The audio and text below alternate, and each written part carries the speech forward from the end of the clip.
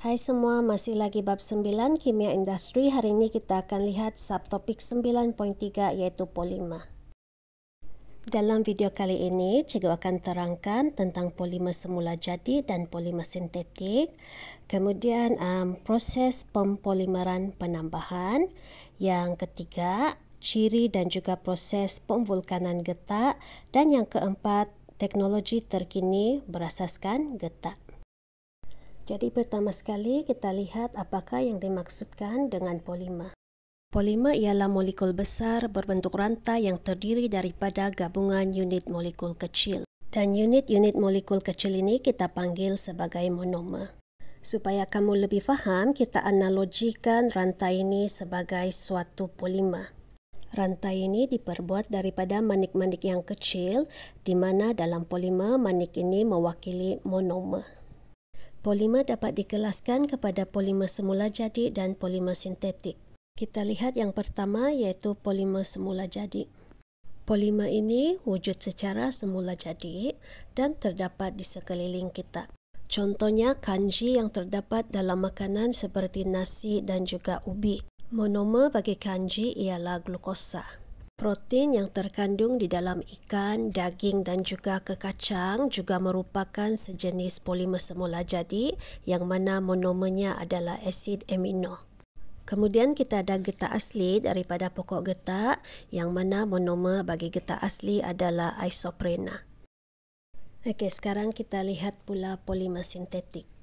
Ia merupakan polimer buatan manusia yang menggunakan bahan kimia. Contohnya polietena yang biasa digunakan untuk membuat botol plastik dan juga beg plastik. Monomer bagi polietena ialah etena. Kemudian polystyrena yang mana monomernya adalah styrena. Ia biasa digunakan untuk membuat bekas pembungkusan peralatan elektrik. Kemudian getah sintetik iaitu getah buatan manusia terdiri daripada neoprena. Antara kegunaannya untuk membuat tayar kereta dan tapak kasut. Okey, sekarang kita lihat proses pempolimeran dan penyah-polimeran. Seperti yang cikgu sudah terangkan tadi, polimer ini merupakan molekul besar berbentuk rantai.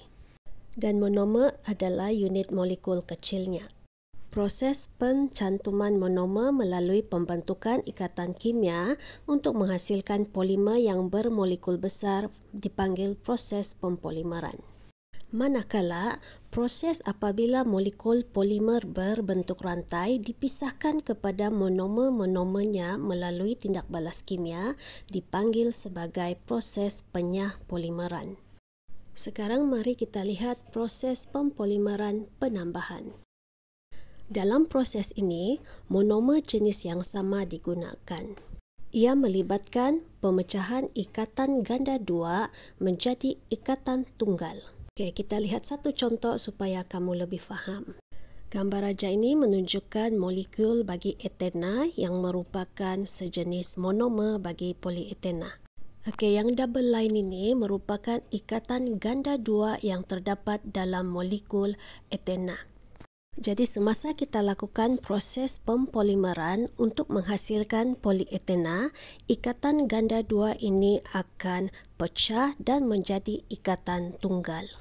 Sekarang, polietena yang terhasil itu tidak memiliki sebarang ikatan ganda dua. Jadi, inilah proses pempolimeran penambahan. Sekarang kita lihat ciri dan proses pemvulkanan bagi getah asli. Susu getah ataupun dipanggil sebagai lateks diperolehi apabila batang pokok getah ditore. Seterusnya, ia akan diproses menjadi getah asli yang mana akan digunakan untuk menghasilkan pelbagai barangan. Polimer semula jadi ini merupakan antara sumber ekonomi negara kita. Antara ciri bagi getah asli, yang pertama bersifat kenyal iaitu elastik.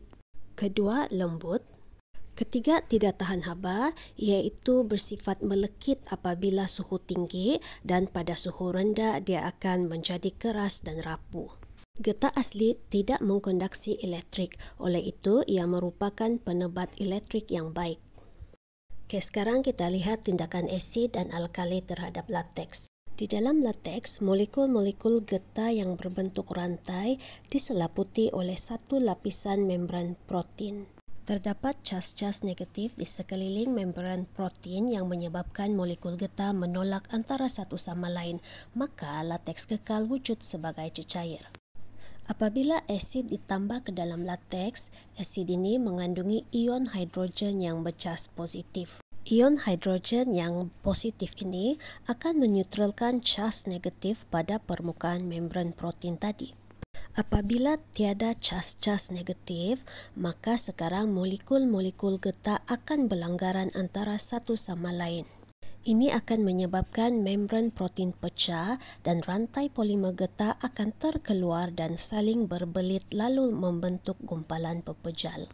Maka kita boleh katakan bahawa asid menyebabkan penggumpalan lateks. Jika lateks dibiarkan tanpa ditambah asid, lama-kelamaan lateks itu akan menggumpal juga akibat daripada tindakan bakteria yang menghasilkan asid dan menyutralkan membran protein molekul getah. Jadi bagaimanakah kita mengekalkan lateks dalam keadaan cecair? Kita boleh tambah alkali. Jadi alkali ini mengandungi ion-ion hidroksida yang bercas negatif. Ion-ion hidroksida ini akan menyutralkan ion hidrogen daripada asid.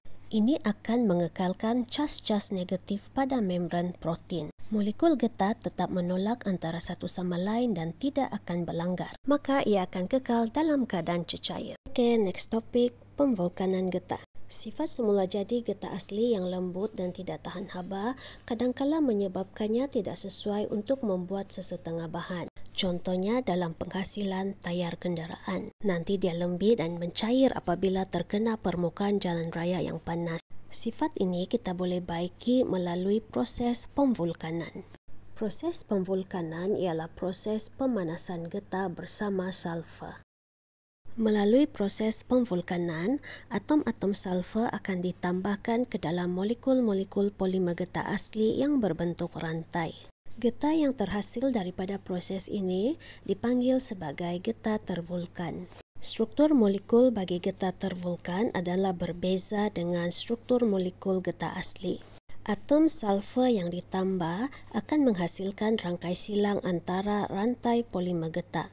Oleh itu, apabila daya dikenakan, ia sukar untuk menggolongsor dan apabila haba dikenakan, struktur molekul getah tervulkan juga sukar untuk diputuskan. Maka, getah tervulkan adalah lebih keras dan mempunyai ketahanan terhadap haba yang tinggi berbanding getah asli. Okey, sedikit lagi kita lihat teknologi terkini berasaskan getah. Jadi yang pertama, penghasilan asfalt terubah suai getah bekuan yang boleh digunakan sebagai konkrit untuk menurap jalan raya. Ia tahan lebih lama, tahan haba, mengurangkan bunyi bising dan keretakan jalan raya. Lateks juga boleh digunakan untuk menghasilkan cat lukisan yang dipanggil sebagai getah color untuk kegunaan seni visual. Getah juga boleh digunakan untuk membuat pad landasan yang mana akan diletakkan di antara landasan dengan enjin kereta api, tujuannya untuk mengurangkan getaran dan bunyi. Okey, itu sahaja untuk video kali ini. Cikgu harap kamu faham. Thank you very much. Bye. Take care.